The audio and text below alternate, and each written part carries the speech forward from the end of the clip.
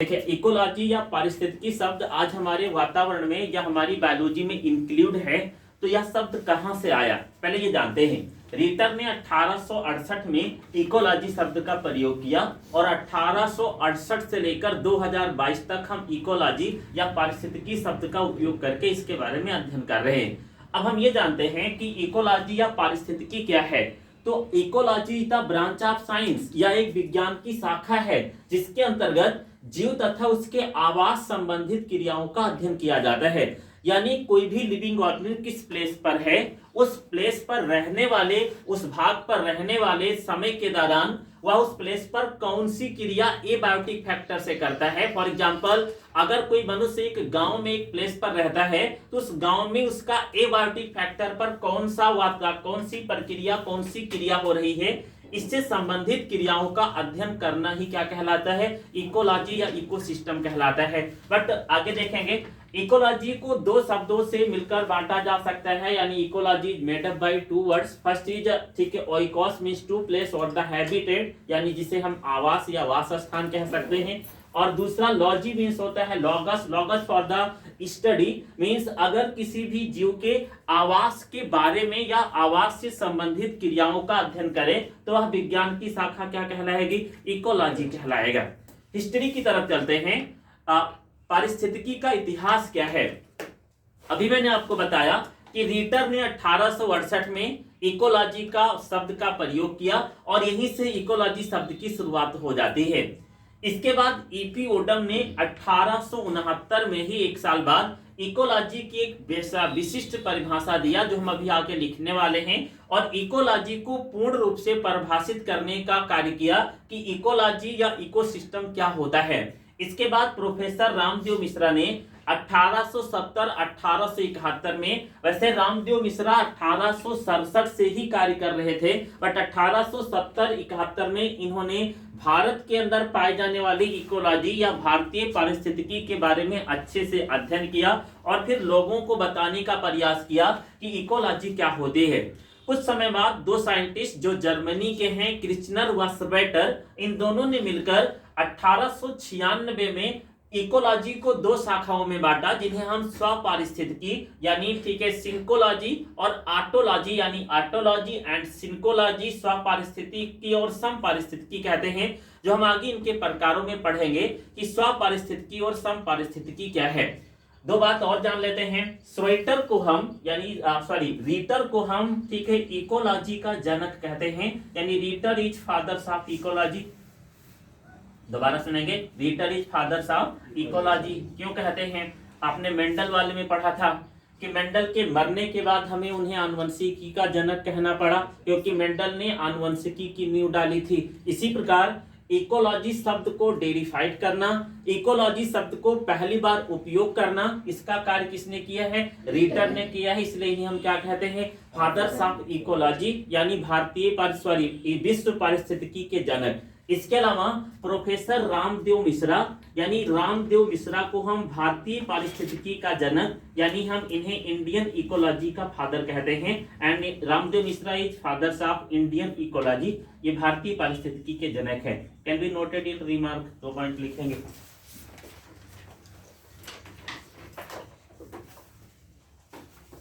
लिखे डेस्क करके first remark, रीटर को विश्व पारिस्थितिकी का जनक कहा जाता है। रीटर को विश्व पारिस्थितिकी का जनक कहा जाता है। रीटर को विश्व पारिस्थितिकी का जनक कहा जाता है। जबकि एक में ही करते रहे, प्रोफेसर रामदेव मिश्रा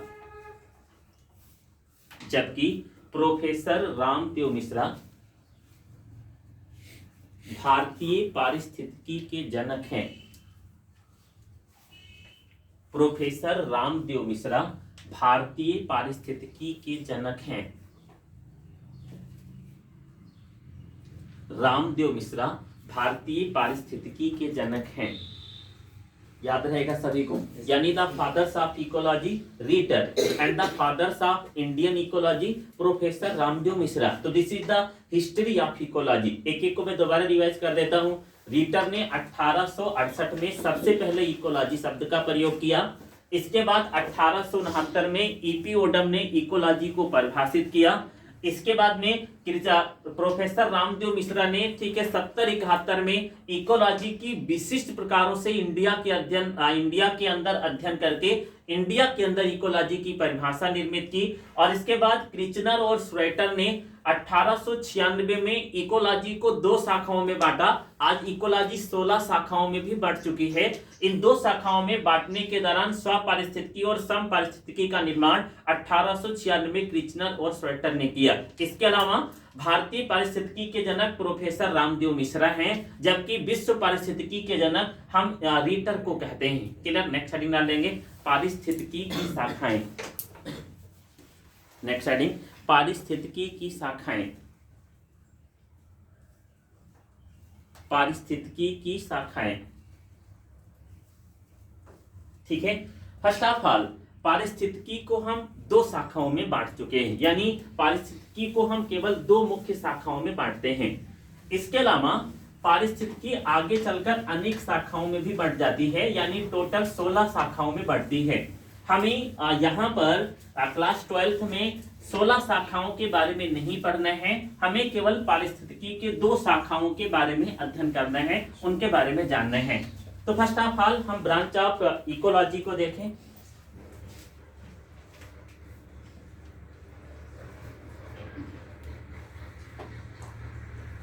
पारिस्थितिकी की शाखाएं 2 शाखाओं में बटेंगी। पहली शाखा को हम स्वपारिस्थितिकी कहते हैं।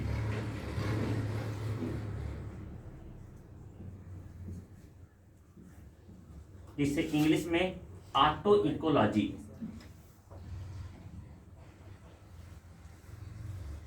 इसके अलावा दूसरी शाखा को हम समपारिस्थितिकी कहते हैं।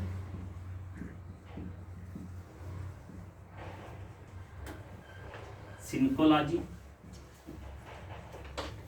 What is auto ecology and what is synecology? Concentrate हो जाएंगे। विज्ञान की वह शाखा या पारिस्थितिकी विज्ञान की वह शाखा जिसके अंतर्गत किसी एक जीव के द्वारा किए जाने वाले अजैविक कारकों के प्रति अनुक्रिया का अध्ययन किया जाए, उसे हम स्वपारिस्थितिकी कहते हैं। दोबारा कान खोलकर सुनेंगे। विज्ञान की वह शाखा जिसके अंतर्गत पारिस्थितिक विज्ञान में हम किसी एक जीव के द्वारा अजैविक कारक पर कौन सी क्रिया की जाती है, उसके बारे में अगर अध्ययन करते हैं तो यह पारिस्थितिक विज्ञान की शाखा स्वपारिस्थितिकी कहलाएगी। अब इसको डिटेल में समझेंगे। एक मनुष्य एक वातावरण में किस प्रकार से अनुक्रिया करता है, तापमान को, वायु को, मृदा को, जल को कैसे प्रभावित करता है, मृदा, तापमान, जल, वायु मनुष्य को कैसे प्रभावित करती है। अगर हम केवल एक मनुष्य के पीछे पढ़कर उसका अध्ययन करें तो उसे हम क्या कहेंगे? स्वपारिस्थितिकी कहेंगे। दूसरा एग्जाम्पल, एक मेढक एक तालाब में है, उस तालाब में वह मेढक जल, वायु, मृदा, प्रकाश, तापमान आदि को कैसे प्रभावित करता है, और जल, वायु, मृदा, प्रकाश, तापमान मेढक को कैसे प्रभावित करता है, इंडिविजुअल एक मेढक को। तो इस विज्ञान की शाखा जिसमें हम एक जीव से पर्यावरण का अध्ययन करते हैं उसे हम क्या कहेंगे? ऑटो इकोलॉजी या स्वपारिस्थितिकी कहते हैं। समपारिस्थितिकी क्या है? विज्ञान की वह शाखा जिसके अंतर्गत किसी एक समष्टि या समुदाय का, दोबारा सुनेंगे, विज्ञान की वह शाखा जिसके अंतर्गत किसी एक समष्टि या समुदाय का वातावरण के प्रतिक्रियाओं का अध्ययन किया जाए और वातावरण का समष्टि या समुदाय पर क्या क्रिया हो रही है इसका अध्ययन किया जाए तो उसे हम क्या कहेंगे? समपारिस्थितिकी कहेंगे। फॉर एग्जाम्पल, एक गांव में 1000 मनुष्य रहते हैं। वो 1000 मनुष्य पूरे गांव के प्रकाश, तापमान, वायु इन सबको कैसे प्रभावित करते हैं, प्रकाश, तापमान, वायु पूरे मनुष्यों को कैसे प्रभावित करती है, अगर हम उसका अध्ययन करते हैं तो उसे क्या कहेंगे? समपारिस्थितिकी कहेंगे। दूसरा एग्जाम्पल, एक तालाब में 200 मेढक हैं। 200 मेढक तालाब की जल, वायु, मृदा, प्रकाश, तापमान को कैसे प्रभावित करते हैं, तालाब की जल, वायु, मृदा, प्रकाश, तापमान उन 200 मेढकों को कैसे प्रभावित करती है, जब हम उसका अध्ययन करेंगे तो क्या कहलाएगा? समपारिस्थितिकी कहलाएगा। दोनों बातें समझ गई। एक इंडिविजुअल लिविंग ऑर्गेनिज्म का इन्वायरमेंट की प्रतिक्रियाओं का अध्ययन करें तो स्वपारिस्थितिकी। अगर हम एक समुदाय या एक समष्टि को एक साथ लेकर किसी पारितंत्र में एक साथ क्रियाओं का अध्ययन करें तो उसे क्या कहेंगे? समपारिस्थितिकी कहेंगे। फर्स्ट हेडिंग डालेंगे स्वपारिस्थितिकी या ऑटो इकोलॉजी। जल्दी करें, स्वपारिस्थितिकी या ऑटो इकोलॉजी। ऑटो इकोलॉजी एक हेडेक्स करके, पारिस्थितिकी विज्ञान की वह शाखा जिसके अंतर्गत, पारिस्थितिकी विज्ञान की वह शाखा जिसके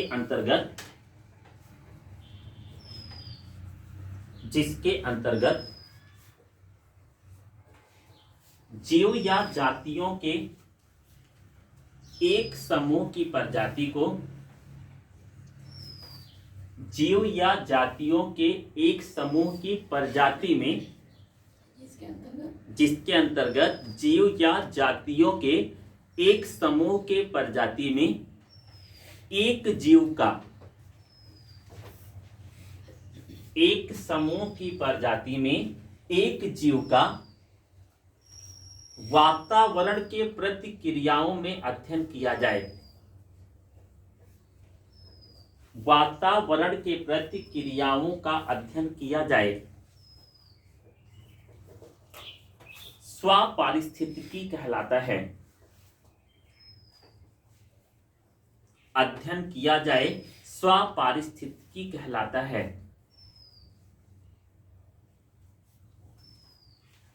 उदाहरण लिखेंगे, एक तालाब में एक मेढक का, फर्स्ट लिखें, एक तालाब में एक मेढक का, एक तालाब में एक मेढक का जल वायु प्रकाश तापमान, एक मेढक का जल वायु प्रकाश तापमान तथा अन्य जैविक कारकों पर क्रियाओं का अध्ययन करना, अन्य जैविक कारकों पर क्रियाओं का अध्ययन करना, अन्य जैविक कारकों पर क्रियाओं का अध्ययन करना। डी हेडिंग डालेंगे समपारिस्थितिकी, सिंकोलॉजी। जैसे करके लिखे, पारिस्थितिकी की वे शाखाएं जिसके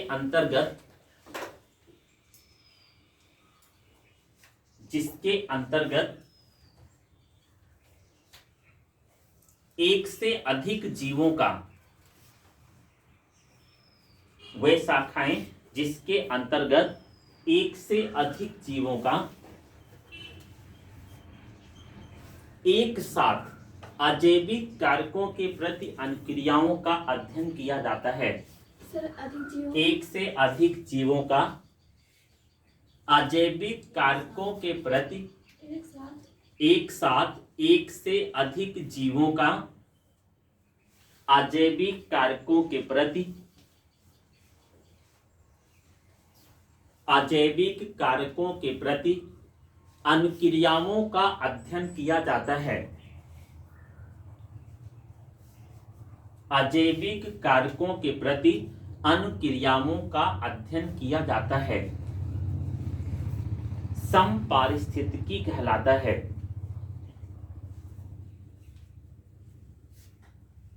समपारिस्थितिकी कहलाता है। उदाहरण लिखेंगे,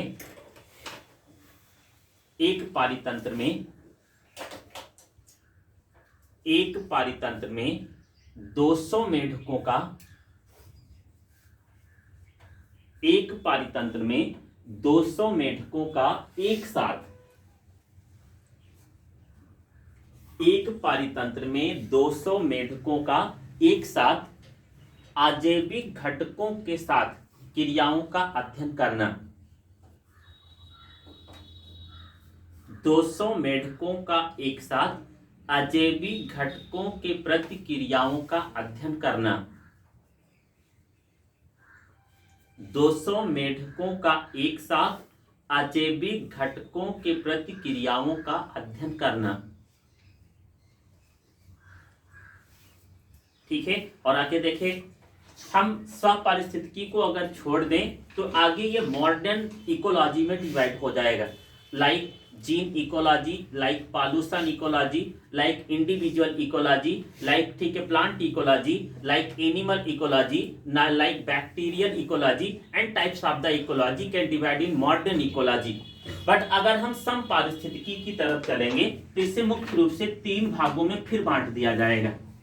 पहली समपारिस्थितिकी आपको लिखना नहीं, केवल सुन लेना है। पहली समपारिस्थितिकी जिसे हम कहेंगे समुदाय पारिस्थितिकी, क्या कहेंगे? समुदाय पारिस्थितिकी। अभी हम समझेंगे समुदाय क्या होता है। दूसरी पारिस्थितिकी को हम कहेंगे समष्टि पारिस्थितिकी, क्या कहेंगे? समष्टि पारिस्थितिकी। और तीसरी पारिस्थितिकी को हम कहेंगे पारितंत्र पारिस्थितिकी, क्या कहेंगे? पारितंत्र पारिस्थितिकी। मैं यहाँ पर आपको एक थोड़ा सा डिटेल देना चाह रहा हूँ कि समष्टि, समुदाय, पारितंत्र, व्यष्टि, जीवोम, जीवमंडल क्या होते हैं। किसी एक स्थान पर रहने वाला एक जीव व्यष्टि कहलाता है। किसी एक स्थान पर रहने वाला एक ही प्रकार के जीवों का सभी समूह समष्टि कहलाता है। किसी एक स्थान पर रहने वाले एक से अधिक समष्टियों की संख्या को समुदाय कहते हैं। किसी एक स्थान पर रहने वाले 2 से 4 या अनेक समुदाय मिलकर पारितंत्र का निर्माण करते हैं। जब कई पारितंत्र एक साथ जुड़ता है तो जीवों का निर्माण होता है और पूरे विश्व के सभी जीव जीवमंडल में पाए जाते हैं। फॉर एग्जाम्पल, मैं एक व्यष्टि हूं, हमारे साथ रहने वाले 200-400 मनुष्य समष्टि हैं। हमारे गांव में रहने वाले 200-400 मनुष्य, 10-20 कुत्ते, 10-20 बिल्लियां, 10-20 गाय, 10-20 गाय भैंस बकरियां सब मिलकर किसका निर्माण कर दी हैं? समुदाय का। हमारे गांव में जितने समुदाय हैं एक स्थान पर जैविक और अजैविक कारकों से जुड़े हैं, वो क्या बनेगा? पारितंत्र। हमारे गांव में तालाब, बगल में फॉरेस्ट, गांव का निवास, ये 3 पारितंत्र मिलकर बनेगा जीवोम। और पृथ्वी का सारा जीवोम मिलकर क्या बनेगा? जीवमंडल। अब यहाँ पर आइए, अगर विज्ञान की वह शाखा जिसके अंतर्गत पूरे समुदाय का एक साथ अजैविक क्रियाओं पर हम अध्ययन करें तो इसे हम समुदाय पारिस्थितिकी कहेंगे। फॉर एग्जाम्पल, 2 से 3 प्रकार, गाय, भैंस, कुत्ता, बिल्ली, ये 4 प्रजातियां मैंने ले ली। सारे कुत्ते, सारे गाय, सारे भैंस, सारी बिल्लियां, ये सब एक साथ किसी अजैविक कारक पर कौन सी अनुक्रिया कर रहे हैं, अगर हम इसका अध्ययन किसी विज्ञान की शाखा में करेंगे तो क्या कहलाएगा? समुदाय पारिस्थितिकी। इतनी बात समझ में आई? आगे देखेंगे, अगर किसी एक इंडिविजुअल प्लेस पर एक निश्चित स्थान पर 500 मनुष्य हैं, ये 500 के 500 मनुष्य वातावरण में कौन सी क्रिया कर रहे हैं, यानी ये वातावरण के कारकों को कैसे प्रभावित कर रहे हैं और वातावरण का कारक मनुष्यों को कैसे प्रभावित कर रहे हैं, यानी पूरी समष्टि का एक साथ हम वातावरण के प्रति अध्ययन करें तो क्या कहलाएगा? समष्टि पारिस्थितिकी। फॉर एग्जाम्पल, एक गांव में 200 बिल्लियां रहती हैं। 200 बिल्लियां पूरे वातावरण में कौन सी क्रिया कर रही हैं और पूरा वातावरण 200 बिल्लियों पर कौन सी क्रिया कर रहे हैं, हम अगर इसका अध्ययन करें तो क्या कहलाएगा? समष्टि पारिस्थितिकी। मेरी बात समझ गए?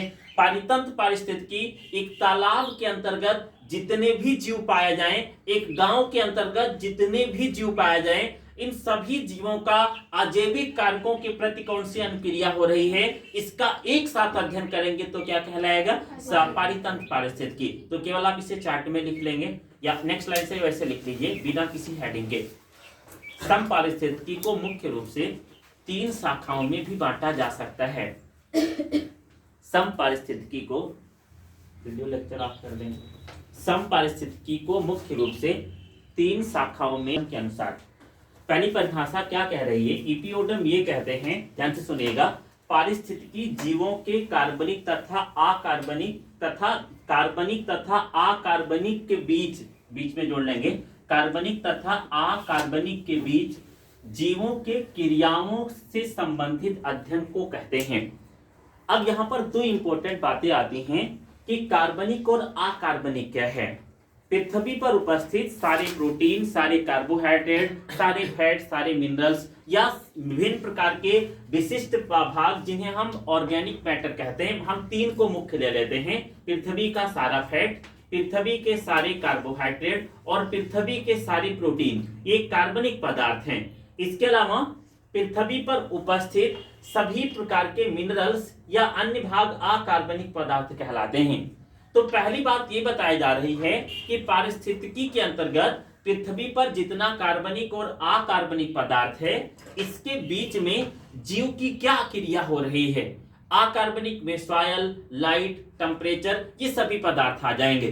कार्बनिक में कार्बोहाइड्रेट, फैट और प्रोटीन आ जाएगा, मुख्य मटेरियल। इन सभी के बीच जीव कौन सी क्रिया कर रहा है, अगर हम उससे संबंधित बातों का अध्ययन करेंगे तो उस चीज को हम क्या कहेंगे, पारिस्थितिकी कहते हैं। एक बार दोबारा सुने, ईपी ओडम ये कह रहे हैं कि एक इन्वायरमेंट में जितना भी कार्बनिक पदार्थ है और जितना भी अकार्बनिक पदार्थ है, इन दोनों पदार्थों पर जीव कौन सी क्रिया कर रहा है, कार्बनिक और अकार्बनिक पदार्थ जीव पर कौन सी क्रिया कर रहे हैं, इन दोनों के बीच संबंधित क्रिया का अध्ययन करना ही क्या कहलाता है, पारिस्थितिकी कहलाता है। समझ पा रहे मैं बोल क्या रहा हूं, लास्ट टाइम बोल रहा हूं, पृथ्वी पर उपस्थित सभी कार्बनिक और अकार्बनिक पदार्थ जीवों पर कौन सी क्रिया कर रहा है और सभी जीव अकार्बनिक और कार्बनिक पदार्थों पर कौन सी क्रिया कर रहे हैं, इन दोनों के बीच संबंधों का अगर हम अध्ययन कर ले तो उसे क्या कहेंगे, पारिस्थितिकी कहते हैं। प्रोफेसर रामदेव मिश्रा क्या कहते हैं, ध्यान से सुनेंगे। According to professor Ramdev Mishra, पारिस्थितिकी रूप, प्रक्रिया व कारकों के बीच संबंध का अध्ययन है। रूप मतलब तालाब का स्वरूप कैसा है, तालाब में कौन सी प्रक्रिया हो रही है और तालाब में कौन कौन से कारक हैं। तालाब में जल है, वायु है, मृदा है, प्रकाश है, मेढक है, किलर प्लांट हैं, छोटे छोटे जू प्लैंकटन है, फाइटोप्लैंकटन है, फिशेज हैं, बड़ी पक्षियां हैं, छोटी पक्षियां हैं, this is the biotic and abiotic factor. दोबारा सुने, तालाब का रूप कैसा है, किस प्रकार से बना हुआ है, तालाब में प्रक्रिया कौन कौन से हो रही है, श्वसन हो रहा है, निःश्वसन हो रहा है, उत्सर्जन हो रहा है, पोषण हो रहा है, एबायोटिक फैक्टर क्या प्रक्रिया कर रहे हैं, कारक कौन कौन से हैं, बायोटिक फैक्टर कौन कौन प्रकार से हैं और एबायोटिक फैक्टर कौन कौन से प्रकार से हैं। अब हम इन कारकों, प्रक्रियाओं और रूपों के बीच में अगर संबंध का अध्ययन कर लेते हैं, यानी इनमें कौन कौन सा कार्य हो रहा है, तो उसे क्या कहेंगे, पारिस्थितिकी कहते हैं। एक बार मैं इस डिफिनीशन को दोबारा समझा रहा हूं।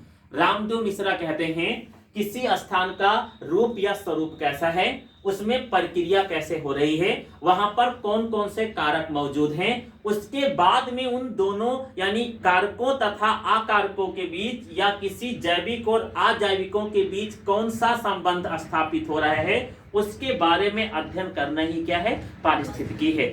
तो this is the two definition, दो विभिन्न प्रकार की परिभाषाएं जिन्हें हम पारिस्थितिकी के रूप में जाने हैं। लास्ट टाइम डिवाइड कर देते हैं।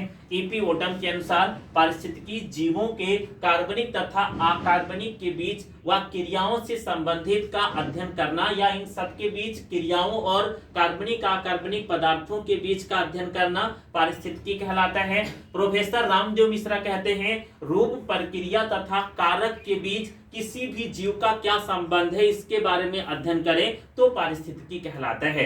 तो this is the complete topic of ecology. ठीक है, पारिस्थितिकी की परिभाषा, पारिस्थितिकी की हिस्ट्री और पारिस्थितिकी के प्रकार।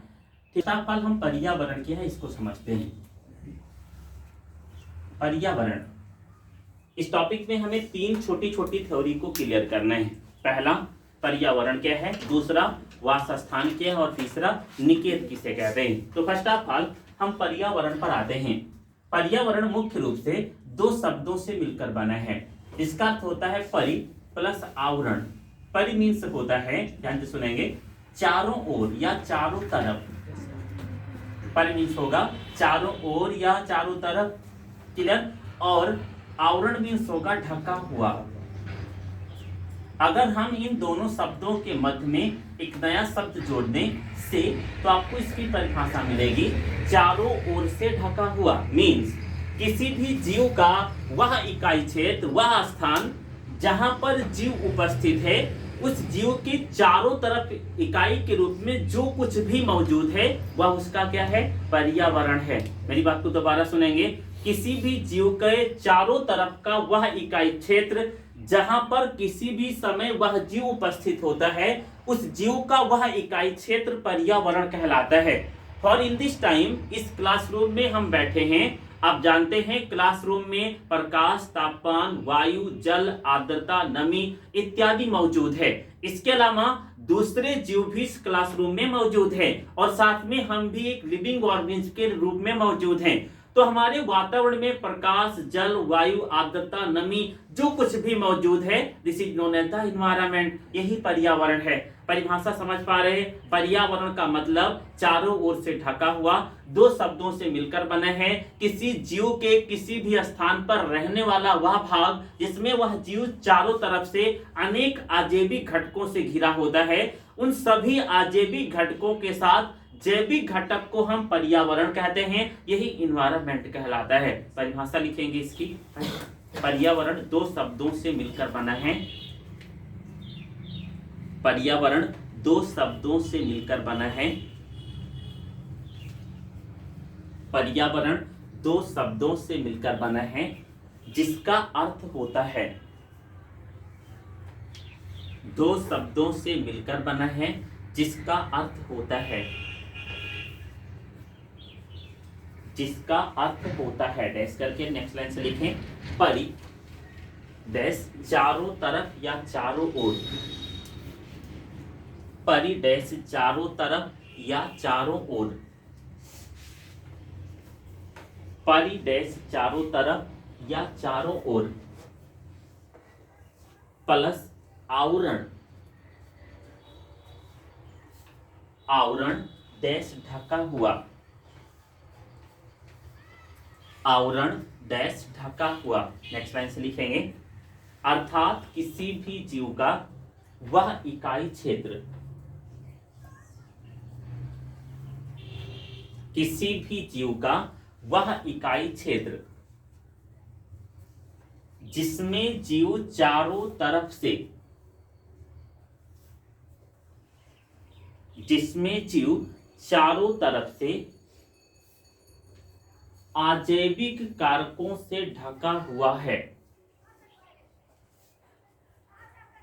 चारों तरफ से अजैविक कारकों से ढका हुआ है, पर्यावरण कहलाता है। अजैविक कारकों से ढका हुआ है, पर्यावरण कहलाता है। ठीक है, आगे सुनेंगे। पर्यावरण में दो प्रकार के कारक भी पाए जाते हैं। पहला कारक प्रत्यक्ष कारक होता है और दूसरा अप्रत्यक्ष कारक। फॉर एग्जाम्पल, प्रत्यक्ष कारक क्या है? देखें, आपको प्रकाश दिखाई दे रहा है, आपको तापमान महसूस हो रहा है, आपको नमी महसूस हो रही है, आपको सामने वाले बैठे मनुष्य दिखाई दे रहे हैं, ये प्रत्यक्ष कारक हो गए। मेरी बात को दोबारा सुनेंगे। इसी पर्यावरण की हम बात कर रहे हैं, हम आपको दिखाई दे रहे हैं, आप हमें दिखाई दे रहे हैं, ये प्रत्यक्ष कारक है। प्रकाश है, प्रत्यक्ष कारक है। तापमान है, किसी को दिखाई दे रहा है, तापमान महसूस हो रहा है, क्लियर, अप्रत्यक्ष कारक। जल दिखाई दे रहा है वातावरण में, नहीं दिखाई दे रहे।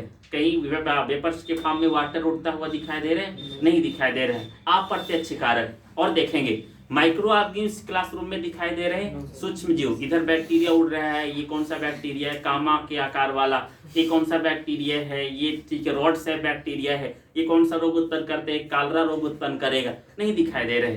कोई वायरस दिखाई दे रहा है, नहीं दिखाई दे रहा है। कौन सा वायरस है, कोरोना वायरस, नहीं दिखाई दे रहे। मेरी बात समझ पा रहे हो? तो दो प्रकार के कारक हो गए। पहला कारक जो हमें आंखों से दिखाई दे, प्रत्यक्ष कारक। दूसरा कारक जो हमें आंखों से ना दिखाई दे, अप्रत्यक्ष कारक। मतलब एक पर्यावरण में दो प्रकार के कारक भी पाए जाते हैं जिन्हें हम प्रत्यक्ष और अप्रत्यक्ष कारक कहते हैं। लाइन छोड़कर लिखे नेक्स्ट लाइन से, एक पर्यावरण दो प्रकार के कारकों से मिलकर बना होता है। एक पर्यावरण दो प्रकार के कारकों से मिलकर बना होता है। दो प्रकार के कारकों से मिलकर बना होता है, जिसे प्रत्यक्ष और अप्रत्यक्ष कारक कहते हैं। जिसे प्रत्यक्ष और अप्रत्यक्ष कारक कहते हैं। प्रत्यक्ष और अप्रत्यक्ष कारक कहते हैं। विराम करके दोबारा और आगे सुनेंगे। कोई भी जीव, any types of living organism, जन्म लेने के बाद मृत्यु तक एक पर्यावरण में ही रहता है। दोबारा सुनेंगे, कोई भी जीव जन्म के बाद मृत्यु तक एक पर्यावरण में ही रहता है। अब एक का मतलब ये नहीं कि जहां जन्म लिया है वही मरेगा, एक का मतलब ये है कोई ना कोई पर्यावरण जरूर होगा। मेरी बात समझ गए ना? फॉर एग्जाम्पल, हम गोंडा में जन्म लिए हैं तो गोंडा का पर्यावरण, हम ऑस्ट्रेलिया चले जाएंगे तो ऑस्ट्रेलिया के पर्यावरण में, फिर गोंडा आ जाएंगे तो गोंडा के पर्यावरण में। का रहने वाला भाग, दिस इज द हैबिटेट। वासस्थान किसी भी जीव का वह स्थान होता है जहां पर जीव रहकर जनन, पोषण, श्वसन और उत्सर्जन जैसी क्रियाएं करता है। दोबारा कान खोलकर सुनेंगे, और इस समय आपके कान का आकार बड़ा होना चाहिए क्योंकि इसी बार में आपको पूरा समझ में आ जाए। किसी भी जीव का वह स्थान जहां पर जीव रहकर जनन, श्वसन, उत्सर्जन व पोषण की क्रियाएं पूर्ण करता है, वह उस जीव का वास स्थान या हैबिटेट कहलाता है। फॉर द बेस्ट एग्जाम्पल, हम मनुष्य हैं या हम टेरेस्ट्रियल एनिमल्स हैं, आपको हम 15 दिनों तक जल में डुबोकर रखें तो आप जिंदा रहेंगे? नहीं रहेंगे। कल्पना कर पा रहे हो? This is the best example, क्योंकि हमारा वास स्थान टेरेस्ट्रियल कंडीशन है, स्थलीय क्षेत्र, और एक मछली को 15 दिनों तक हम पृथ्वी पर रखेंगे, जल में नहीं जाने देंगे, वो भी डेड हो जाएगी। कितने लोग इस बात को समझ पा रहे हैं? This is the two best example. वास स्थान क्या है, 2 उदाहरण में आपको समझ में आ जाना चाहिए। कोई भी मनुष्य हमेशा जल में नहीं रह सकता है क्योंकि जल मनुष्य का वास स्थान नहीं है। कोई भी मछली हमेशा स्थल पर नहीं रह सकती है क्योंकि मछली का स्थल वास स्थान नहीं है। परिभाषा क्या है वास स्थान की? किसी जीव का वह सुटेबल प्लेस, वह अनुकूलित स्थान जहां पर जीव रहकर जनन, पोषण, श्वसन, उत्सर्जन जैसी क्रियाएं पूर्ण करता है, साथ में जनन के द्वारा वह अपने जीवों की संख्या का अधिकतम निर्माण करता है। एग्जाम्पल लेंगे, मछली में मछली के छोटी छोटी जीवों की संख्या केवल जल में बढ़ सकती है, और मनुष्य में मनुष्य के जीवों की संख्या केवल स्थल पर बढ़ सकती है। यानी वास स्थान का दूसरा अर्थ जीवों के रहने वाले रिप्रोडक्टिव प्लेस से भी लिया गया है, जहां पर जीव अपनी संख्या में लगातार वृद्धि करते रहते हैं। इसकी परिभाषा लिखें डैश करके, वास स्थान किसी भी जीव का, वास स्थान किसी भी जीव का वह अनुकूलित भाग है। वास स्थान किसी भी जीव का वह अनुकूलित भाग है जहां पर जीव रहकर, अनुकूलित भाग है जहां पर जीव रहकर, जहां पर जीव रहकर अपने जीवन की विभिन्न उपयोगी क्रियाओं का, जहां पर जीव रहकर अपने जीवन की विभिन्न उपयोगी क्रियाओं को पूर्ण करता है, जहां पर जीव रहकर अपने जीवन की विभिन्न उपयोगी क्रियाओं को पूर्ण करता है। लाइन छोड़कर लिखेंगे, वास स्थान जीव का वह भौतिक भाग है, वास स्थान जीव का वह भौतिक भाग है, वास स्थान जीव का वह भौतिक भाग है जहां पर जीव जनन, श्वसन, पोषण, उत्सर्जन, जहां पर जीव जनन, श्वसन, पोषण, उत्सर्जन, जनन, श्वसन, पोषण, उत्सर्जन आदि उपयोगी क्रियाओं को पूर्ण करता है। जनन, श्वसन, पोषण, उत्सर्जन आदि उपयोगी क्रियाओं को पूर्ण करता है। इन 4 क्रियाओं में मैंने सब कुछ लिख दिया है। देखिए, रिप्रोडक्शन, जब कोई जीव जनन करेगा तो ही उसकी समष्टि बनी रहेगी। अगर कोई जीव श्वसन करेगा तो ही उसके पोषण से निर्मित उपयोग किए गए पदार्थ का विखंडन होगा। अगर कोई जीव पोषण करेगा तभी उसे ऊर्जा मिलेगी, और अगर कोई जीव उत्सर्जन करेगा तभी उसकी कोशिका का उपापचयी पदार्थ नष्ट होगा। फॉर एग्जाम्पल, अगर कोई स्थलीय जीव है तो श्वसन स्थल पर करेगा, अगर कोई स्थलीय जीव है तो जनन स्थल पर करेगा, अगर कोई जीव स्थलीय जीव है तो मैक्सिमम पोषण भी स्थल वाले स्थान पर करेगा, कुछ समय के लिए जल में जा सकता है, और उत्सर्जन हमेशा स्थल वाले स्थान पर करेगा। क्या मतलब है वास स्थान का? दोबारा सुनेंगे। किसी भी जीव का वह इकाई क्षेत्र जहां पर जीव रहकर जनन, श्वसन, पोषण और उत्सर्जन जैसी महत्वपूर्ण क्रियाओं को पूर्ण करता है, उस प्लेस को, उस स्थान को वास स्थान या हैबिटेट कहा जाता है। इसके अलावा आगे देखेंगे, अगर किसी जीव में उस प्लेस पर लगातार रिप्रोडक्शन होगा तभी जीव की संख्या या समष्टि का निर्माण हो सकता है। अगली लाइन से लिखेंगे, वास स्थान जीव का वह भाग होता है, वास स्थान जीव का वह भाग होता है जहां पर जीव जनन क्रिया द्वारा, जहां पर जीव जनन क्रिया द्वारा अपनी संख्या को बढ़ाकर, जहां पर जीव जनन क्रिया द्वारा अपनी संख्या को बढ़ाकर समष्टि का निर्माण करता है, अपनी संख्या को बढ़ाकर समष्टि का निर्माण करता है, अपनी संख्या को बढ़ाकर समष्टि का निर्माण करता है। लाइन छोड़कर लिखेंगे पुटग्राम करके। उदाहरण, पहला उदाहरण एक्वेटिक कंडीशन में ले रहे हैं, ठीक है। पहला उदाहरण जलीय वास स्थान। जलीय वास स्थान क्या है, क्या समझेंगे? ऐसे जीव जिनमें मैक्सिमम लाइफ टाइम या लाइफ साइकिल का भाग, उदाहरण नंबर 1 में देखें, ऐसे जीव जिनका मैक्सिमम टाइम अपनी लाइफ का जल के अंदर पूर्ण होता है। विदाउट वाटर, बिना जल के इनका जीवन संभव नहीं होता है। ऐसे जीवों का वास स्थान जलीय वास स्थान कहलाता है। मैंने शुरुआत में ही समझाया कि मछली को अगर हम 10 घंटे के लिए भी जल से बाहर निकाल दे तो वह मृत अवस्था में चली जाएगी। क्यों? क्योंकि उसकी श्वसन की क्रिया प्रभावित हो जाएगी। डिजॉल्व ऑक्सीजन जो घुलित अवस्था में जल के साथ है वह गिल्स के माध्यम में उसकी बॉडी में ट्रांसफर होती है और उसकी बॉडी से कार्बन डाइऑक्साइड जल में ट्रांसफर होती है। इसलिए क्योंकि उसकी बॉडी में डिजॉल्व ऑक्सीजन के अलावा अन्य कोई ऑक्सीजन ग्रहण करने की क्षमता नहीं होती है, इसलिए अगर हम मछली को कुछ घंटे तक वातावरण में रखें जहां पर जल ना हो तो वह मृत हो जाती है। तो यह जलीय वास स्थान कहलाएगा। स्थलीय वास स्थान मैंने तुरंत एग्जांपल दिया कि आपको अगर मैं 10 दिनों के लिए जल में डुबो कर रखूं तो आपकी मृत्यु हो जाएगी। क्या रीजन है इसका? हमारे शरीर में श्वसन की क्रिया प्रभावित हो जाएगी। फॉर एग्जांपल, हमारी बॉडी में गिल्स है नहीं, हमारी बॉडी में फेफड़ा है जो अंतः श्वसन और निःश्वसन करता है।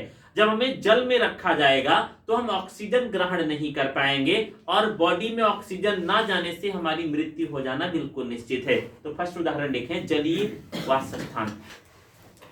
उदाहरण नंबर 1, जलीय वास स्थान। जल में रहने वाले अनेक जीव, ब्रैकेट में मुख्य रूप से मछलियां, थोड़ा फास्ट लिखिए। जल में रहने वाले अनेक जीव, मुख्य रूप से मछलियां, अनेक जीव मुख्य रूप से मछलियां जलीय वास स्थान का उपयोग करती हैं। जलीय वास स्थान का उपयोग करती हैं जहां पर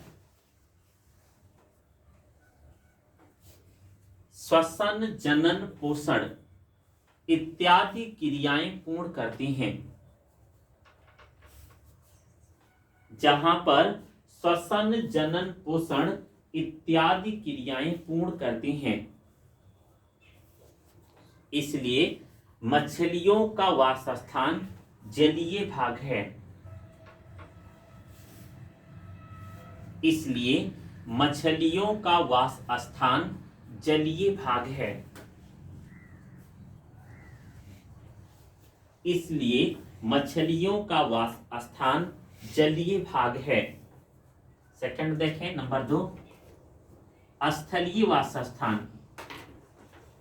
स्थलीय वासस्थान मतलब ऐसे लिविंग ऑर्गेनिज्म जो स्थल पर रहते हैं, उनमें स्थल के प्रति रहने की अनुकूलता पाई जाती है। स्थल पर रहकर ये जीव फेफड़े से श्वसन करते हैं, इनमें गिल्स नहीं पाया जाता है। ऐसे वासस्थान को स्थलीय वासस्थान और ऐसे जीवों को स्थलीय वासस्थान वाले जीव कहा जा सकता है। लेकिन इनके बारे में, कुछ जीव स्थल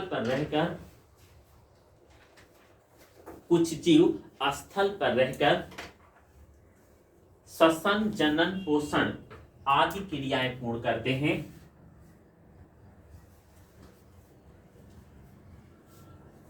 श्वसन, जनन, पोषण आदि क्रियाएं पूर्ण करते हैं, जिन्हें स्थलीय जीव व वास स्थान स्थलीय वास स्थान कहलाता है। जिन्हें पूर्ण करते हैं, जिन्हें स्थलीय जीव व वास स्थान स्थलीय वास स्थान कहलाता है। स्थलीय वास स्थान कहलाता है। This is habitat. ठीक है, ये हैबिटेट है जिसको आपको अच्छे से समझाया जा चुका। ऐसे करके लिखें, जीव किसी एक स्थान पर रहकर जीव किसी एक स्थान पर रहकर जीव किसी एक स्थान पर रहकर जनन, श्वसन, पोषण जीव किसी एक स्थान पर रहकर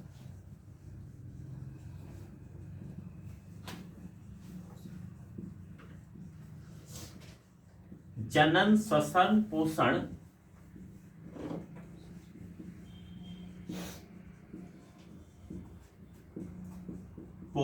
उत्सर्जन आदि क्रियाओं से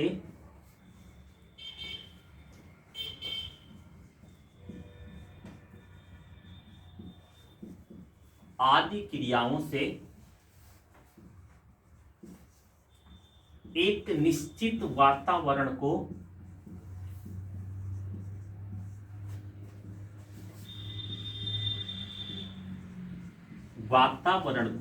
प्रभावित करता है। निश्चित वातावरण को प्रभावित करता है। प्रभावित किया हुआ भाग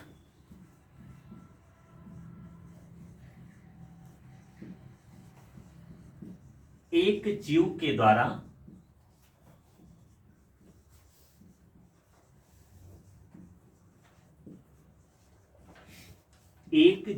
द्वारा निकेत कहलाता है।